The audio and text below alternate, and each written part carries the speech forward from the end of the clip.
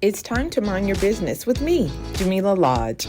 Tune in to find out how to mind your business with BEDC, special guest entrepreneurs, industry experts, and more. Brought to you by BEDC. Bermuda business starts here.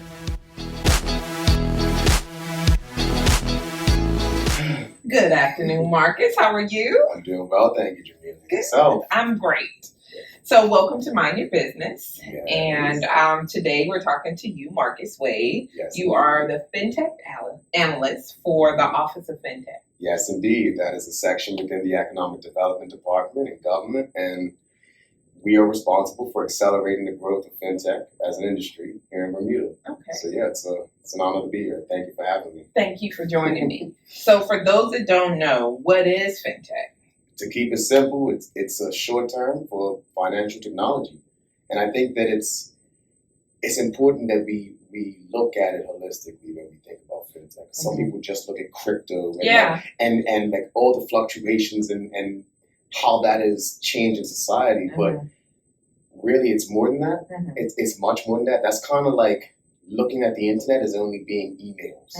You see where it's like it's a part of it, but that's not all it is. Financial technology includes things as simple as the abacus. Okay. It's a technology that's been used for finance. And ATMs are fintech. Calculators are fintech. The Excel spreadsheet that we all do all of our work on a regular basis. All of that is just types of technology. What we're seeing is that with the internet and with certain underlying technologies that are part of cryptography and that made it actually successful, like the blockchain technologies, those are unbundling and changing how finance is done. And we think that Bermuda is a jurisdiction, and this is the mandate of government, is we've already been doing this. We've already been really good with this throughout our history, insurance and reinsurance and trust, and at introducing new business models, making it so that those business models manage the risk by collaborating and having a solid regulatory authority and swift legislation.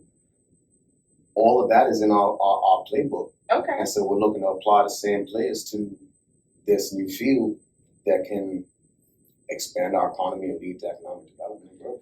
Okay, so what is it that your office is primarily responsible for? So as it relates to that and expanding the industry. So I'll give you a little bit of backstory because it takes some context. Okay. I can't keep it simple because it will and it has changed. Okay. So I joined the Fintech business unit back in 2019. In late 2020, we restructured it into the Bermuda's Office of Fintech, and we have different what we call areas of focus that allow us to do what is possible on the government end to facilitate. We can't drive change because that's not our role. The industry has its own responsibilities. The regulator has their responsibilities, but we help to facilitate change to create an environment where good business can take place. Okay. So that's the overall.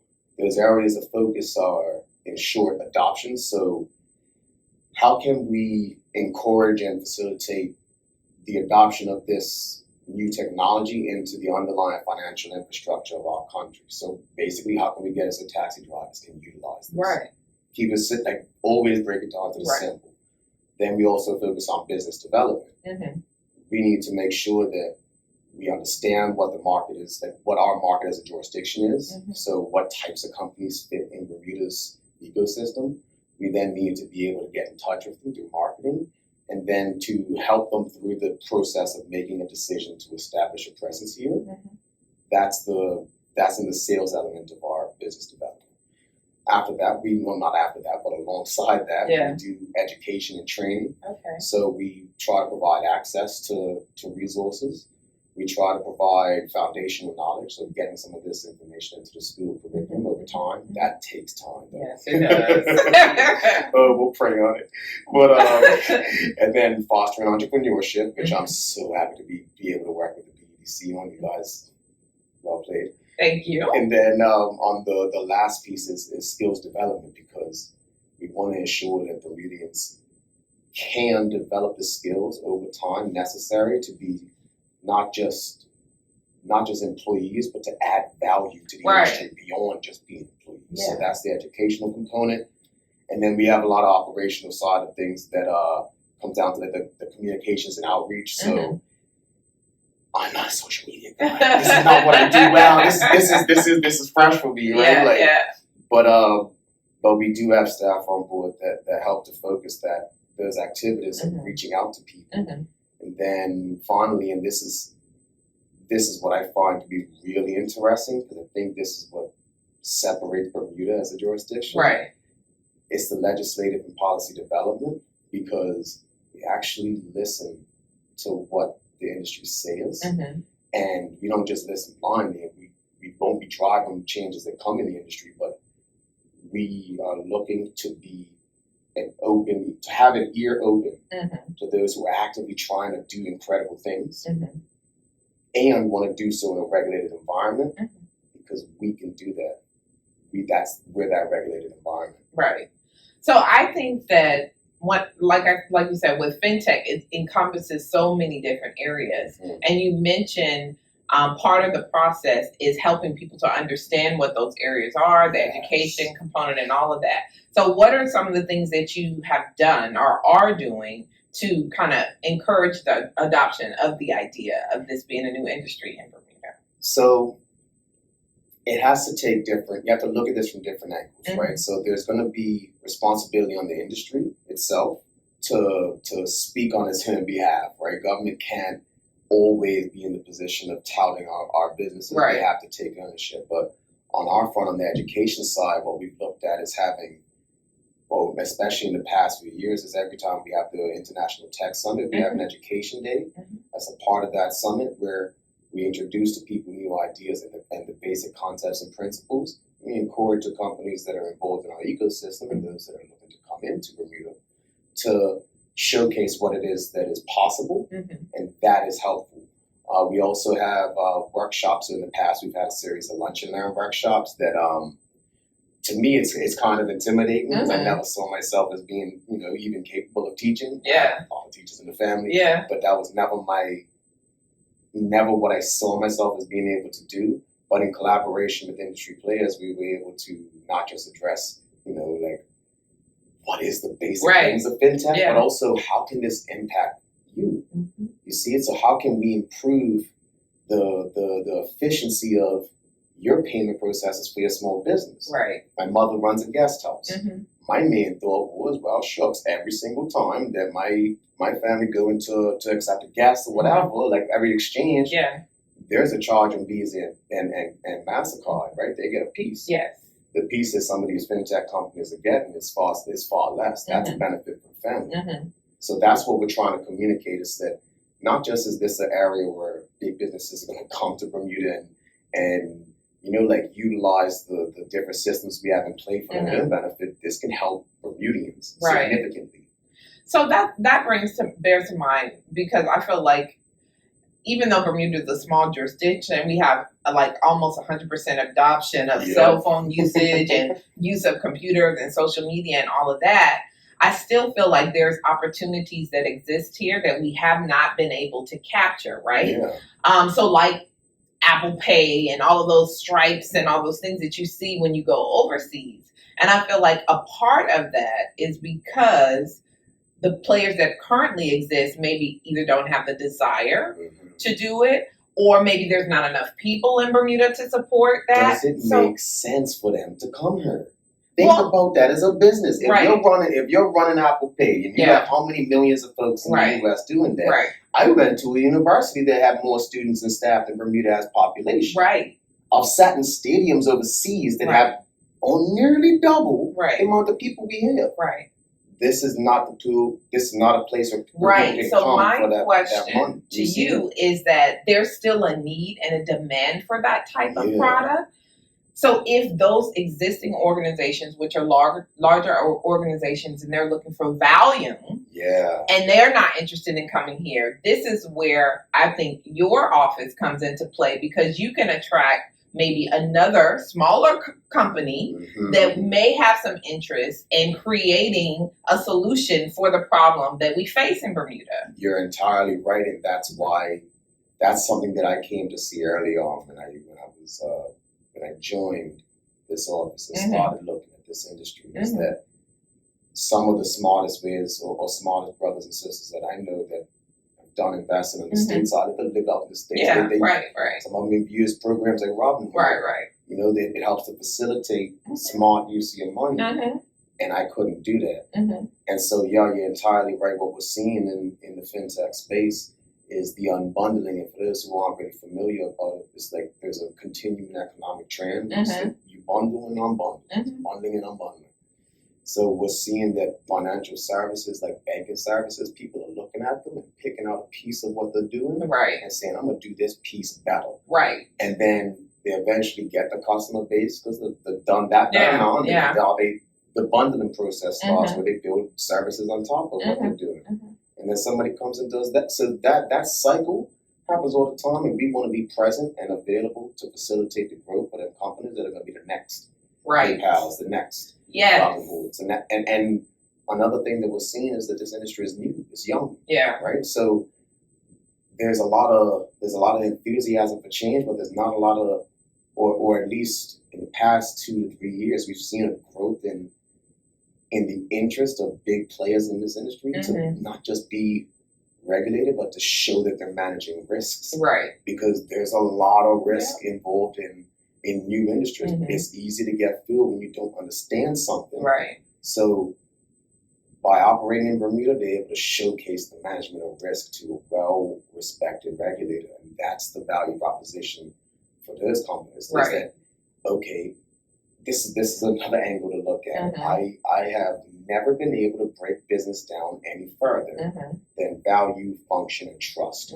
I can't break it down any further. And please, if ideas come to you, help me, because I love breaking ideas down. But those are principles to me. Value is the thing that is being exchanged. Function is the relationship and the expression between things of value. And trust is faith. Bermuda is a place where companies can come and build trust in the business models. We've done that with captive companies back in the 1940s. We did that with catastrophe bonds and insurance-linked securities in the 1990s. We did that with the digitization of our exchange, our Bermuda Stock Exchange back in the early 90s. We've been capable of showing that financial services can be trusted as long as you take the right approach towards regulating them, and we have people that understand them. So I guess going back to my original question, because of course my focus, is for entrepreneurs and supporting them and creating opportunities for them to scale their businesses outside of Bermuda. And we know that some of these resources and technologies that are available elsewhere could support. They could benefit from them if they're here. So what I would like to know is, within the Office of Fintech, do you have a focus like that to identify those specific businesses that could support the development of entrepreneurship in Bermuda? Or is it agnostic, if you will? If you're if you're interested, come on. Or do you actively seek businesses that could help solve a problem that we face here?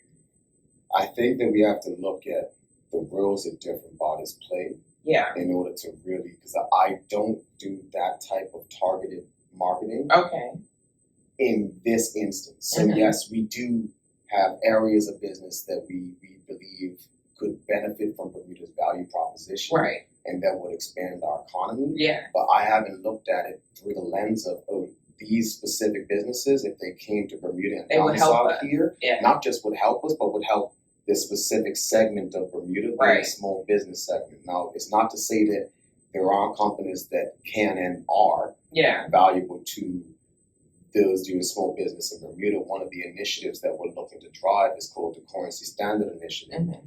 Basically, it's the support of stable coins that are issued by the private sector. Stable coins are the same as the Bermuda dollar. It represents a digital value in a bank that is in the bank. Like that's what a stable coin is. It's basically every dollar in your system is held in a banking institution somewhere. Same way every dollar in Bermuda is supposed to represent the U.S. dollar. You see it will peg to the dollar. You see it, so like that initiative, the Currency Standard Initiative, is built to help reduce the friction of using digital currencies locally, because we shouldn't have to. If there's better technology out there than what Visa and MasterCard are offering. Right. And Visa and MasterCard are tossing 3 to 5% charges. That's a 3 to 5% tax on every exchange for a small business owner, right? So, excuse me, by supporting the growth of that sector here,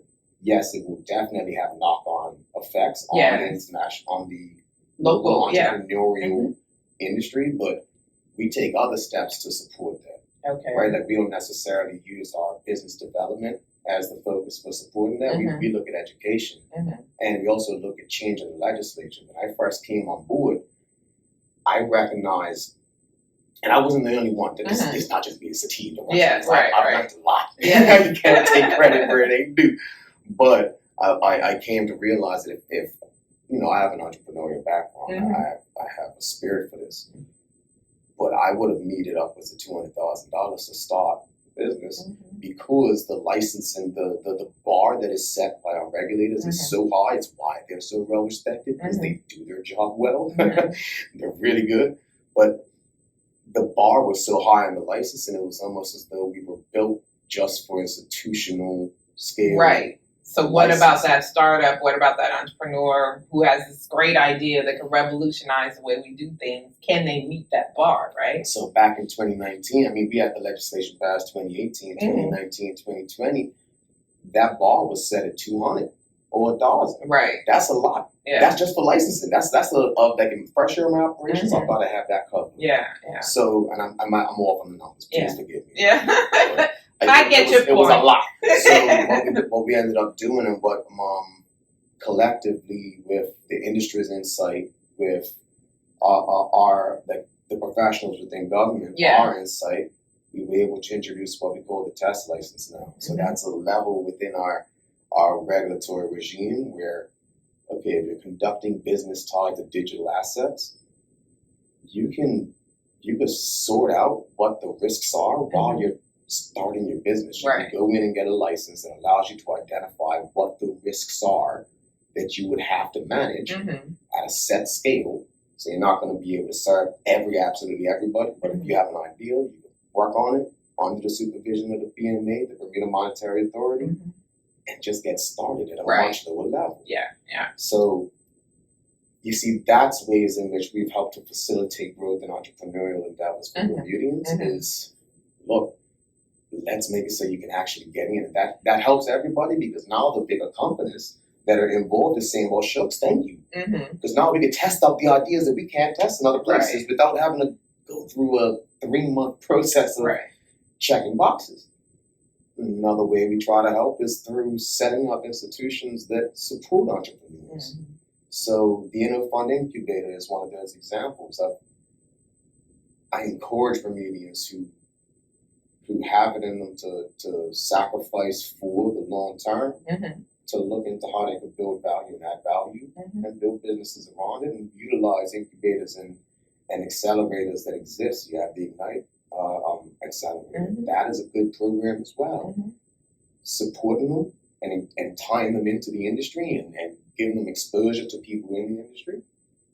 That's what we're for. And I think it's important. I mean, we have our incubator as well, Enterprise Bermuda, and I think what we have found since starting it in 2018 is that I do think we suffer from brain drain in Bermuda, right? I do think that those great ideas or the potential entrepreneurs that can build the next great ideas go away and don't come back because there's a perception that there is not support for them to do what they, like you said, to test, to build these things. It's like the barriers to entries are so high in some instances, in some industries, that it's almost it dissuades people from taking the risk. And so I do think for the Office of Fintech and for it to be adopted on a wider scale, for people to understand that this is an opportunity, those barriers have to be removed. Yes, it's going to take time to understand them. Yet we have a responsive government, and we have an informative and insightful industry, and we have a responsible regulator. I think that we have the pieces necessary to go through that process. And I'm gonna challenge you, Marcus. Why are you going to challenge I am going to challenge you, Marcus. You did it. No, it's a good challenge. And it goes back to what we were talking about. So even though you do not actively solicit businesses that could solve the problems that a lot of the local entrepreneurs experience, I'm going to challenge you to consider doing that. I'm positive that there are businesses out there or startups out there that may be looking for a place to domicile, that may need that extra regulation, that could actually come to Bermuda and provide solutions to support these entrepreneurs and do all the other things that you're trying to do. So I think that I take that challenge on. Thank you, sir. First of all, to make sure you hear me, this is an and statement, not a but statement. Okay. I'm getting so good at this now. Like being certain that I'm not committing to something that you that I'm not disregarding what somebody said right before me because I respect the approach you're taking. Yes. I see the need for it. I think that the way we're going about it by implementing initiatives that actively drive adoption of that technology here. Yes. That's a part of it. So the acceptance and use of stable coins and having companies that come to Bermuda. We have a new bank that just established Jewel Bank, right? So they just received their licensing last month, if I'm not mistaken. Okay. And they made the announcement that they're willing to work on in the local environment the testing of these different types of stable coins. So I spoke to the roles being important. Our office has helped to facilitate, but we can't drive. Right. Because that's not our role. We have to listen. We have to listen. I'm in conversations with people in the industry on a regular basis. Right. They want to test things, and they are in the process of testing things here. They have to drive that. I can't drive the industry's development of the technology. And the process and relationship they have with the regulator to do the testing.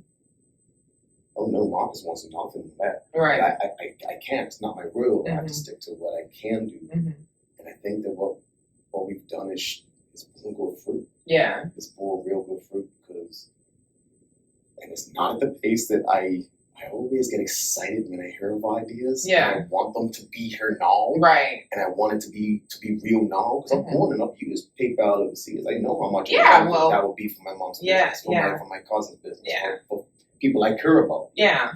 And so for me, I think the opportunity is that it doesn't have to be PayPal, but it should be something. And there are Bermudians working on some of these ideas, which is why that you need to have a conversation within a fund. Because there are Bermudians within that organization that actively have ideas about payment service. So what's in a fund then, for people who don't know? In a fund is an incubator that focuses on supporting not just Bermudian businesses trying to get into the tech field and the financial space, but also like startups from overseas to see Bermuda as a jurisdiction where they can grow and expand and scale across jurisdictions, right? So that's the long and short of InnoFund. I think it's innofund.bm will be the website that you can find out information on.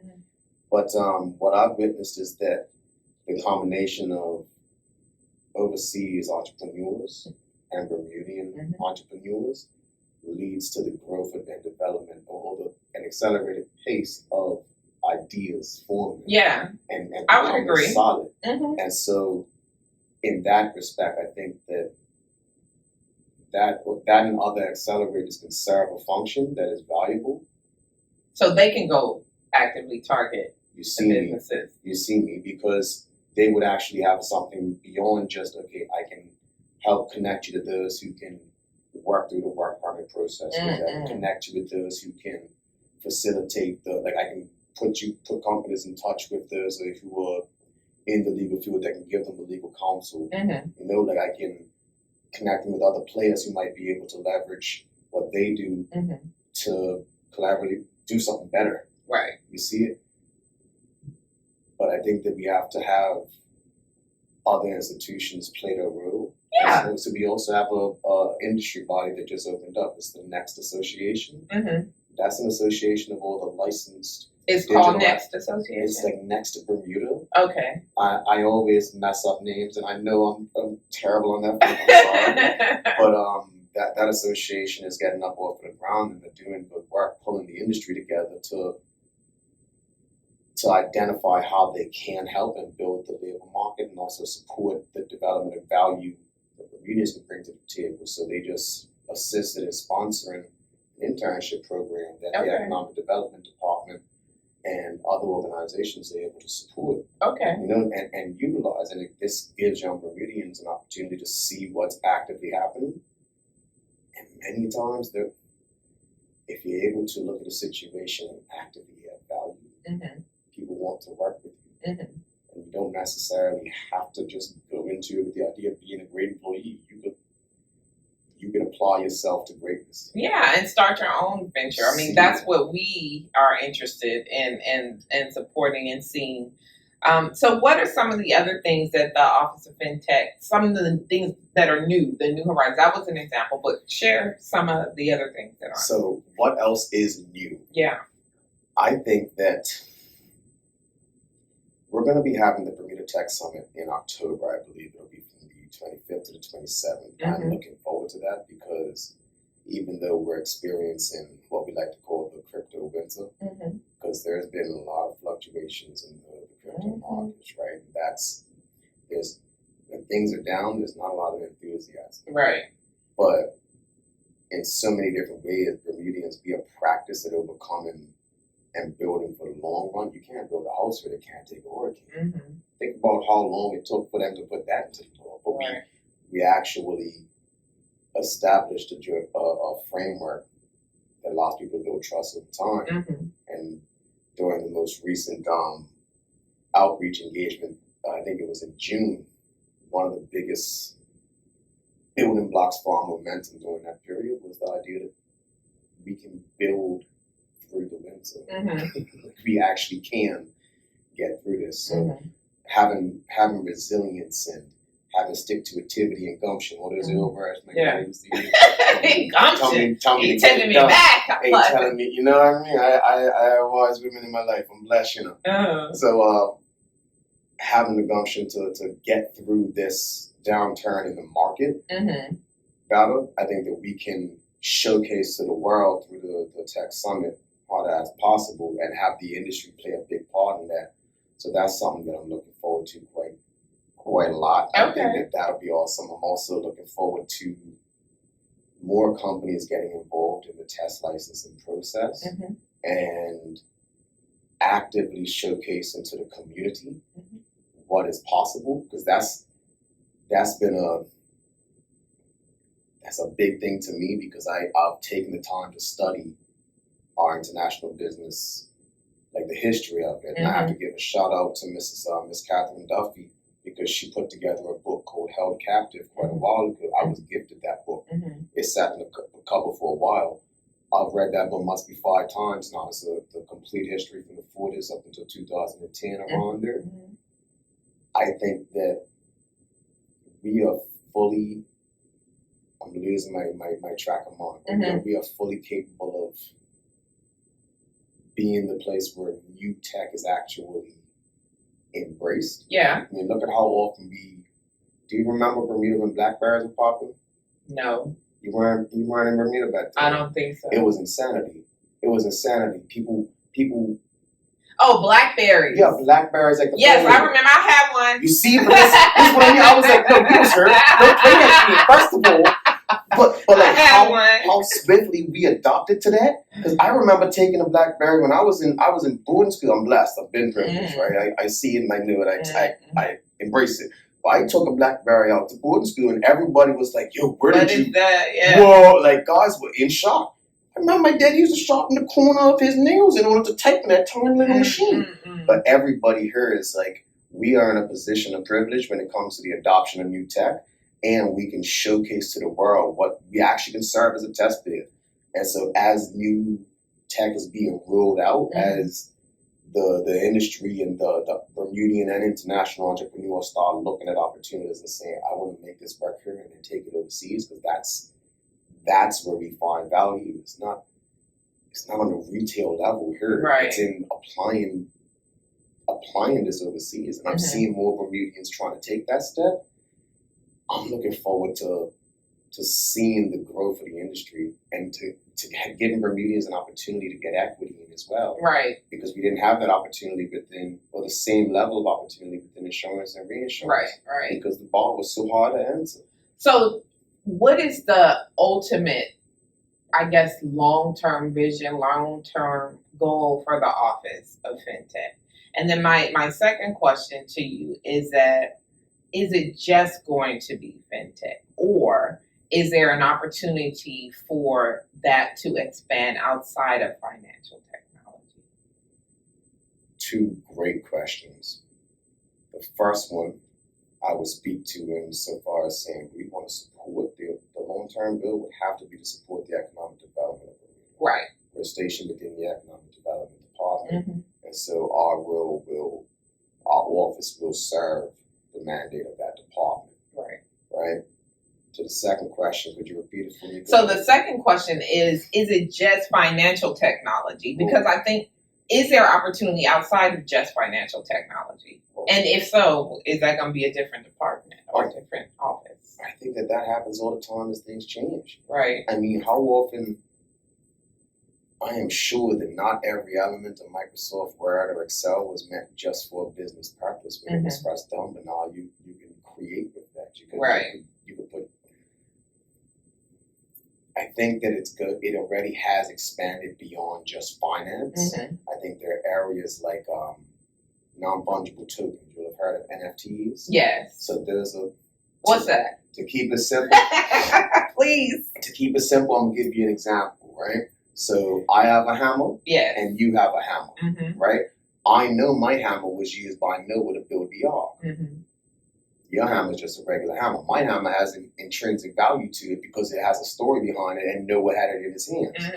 So with NFTs, it's basically allowing for you to have two things that are like non-fungible. That's what non-fungible means. It's like it's equivalent but not exchangeable because there's intrinsic differences. So it's basically like they took the technology that's in crypto, that's in Bitcoin and all of them, like the stuff that's under it, and they applied it to things of value that aren't money. Right. So now I can exchange in a digital format of representation of something that has value. That is big. And that also goes into governance and ownership. Because imagine now I create music. That is something of value. That's not just numbers. It's art. Now there are companies that are focused on building out platforms that allow for people to get access to the royalties over time digitally. That's a whole nother way. So yeah, maybe that would require a different lens or a different organization. I don't think that the Office of Fintech should be responsible for things like intellectual property laws. Right. That's above and beyond. So that would have to come because that's where that all would go to. Yeah. More into property things than finance. So but do you think different offices dealing with it? Do you think the opportunity within the Office of Fintech is to create that seed, if you will, of opportunity, right? That, okay, well, if I can do this, because when I think NFTs, right, I'm thinking of your office anyway, like any crypto, any of that, I'm like, it's all in there. And so I know that, there are broader applications in that sort of thing. And it's just going back to what I was saying with the brain drain. It's like when you have young people or you have potential entrepreneurs who want to go down that path, there has to be support there for them. And so if your office is not the office. So we do support when it's applicable. Okay. Right? So given that NFTs is a development that is so closely tied to financial technologies. Right. And also the potential implications that could have on digital identity. Yeah. And the implications that has on business, on finance. I'm open to supporting and giving insight into what it is that can be done into providing connections. That's a part of our role as well. When we talk about like local international engagement and thought leadership as a part of outreach, that's what we do. So it's just that we have to be cautious of not going into spheres that aren't, that are not in your lane, right? Like I understand what I know and what I don't know. Yeah. So if somebody comes to me and wants to talk about an area that I have no knowledge or interest in, and I'm sorry, there are areas like that. Yeah. That will happen. I'm human. No. Saying no is actually a necessity, because if not, then I can be a liability to somebody looking for real help. Right. You see it? Yeah. So, yeah, I'm always willing to suggest, listen, maybe this is somebody over here we can. Well, yeah. And I'll facilitate the connection. Mm-hmm. I'll help you get the knowledge that I can, but I have to remain focused on what it is you're trying to do. I think what is hopeful, I guess, is that there is the recognition that it is there and that opportunities do exist. And so for me, especially speaking on behalf of like entrepreneurs and future startups or whatever, locally that is, just knowing that there is a willingness, there is an interest. This industry is not going to get built by itself. There has to be that support in the levels that you talked about when you described what the office does. So I think it's a good start. Yeah, there's a lot more to go. I know, but we only got 30 minutes. I can sit here with you all day. This has been a pleasure. I know. I'm grateful, and I want to thank you, and I want to thank the audience for tuning in. Yeah. These are the types of conversations that will hopefully lead to people having more of an understanding. Yes. And by understanding it, you lose your fear. Yeah. And you actually be able, that you can be aware of how it impacts you and how you can drive value from this conversation. Yes. I really hope that's a result. I hope so too. And that doesn't mean you can't come back. No, listen, we can have another chat. Let me put some thought into. Can we reset this place to have 3 people? Yes, we can. All right. So what I'm gonna do is I'm gonna see if I can get another Bermudian or 2 who are in this field. Yeah, that would be great. Because for me, that makes my heart sing. Yeah. That makes me smile, because you can actually see it being implemented and what it looks like, what the challenges were. So yeah, I'm definitely down for that. All right. So we'll book it. I'm glad you soon. Let's get down with any schedule. All right, Marcus. So thank you for sharing a bit about the Office of Fintech. It's been a great discussion. I have plenty of questions, so we'll get to those the next time you're on. But I'm going to end by saying, if you don't mind your business, who will? Facts. Thanks for tuning in to Mind Your Business with me, your host, Jamillah Lodge. Tune in next week, Thursday at 4 p.m. because if you don't mind your business, who will? Mind Your Business is brought to you by BEDC. Bermuda Business starts here.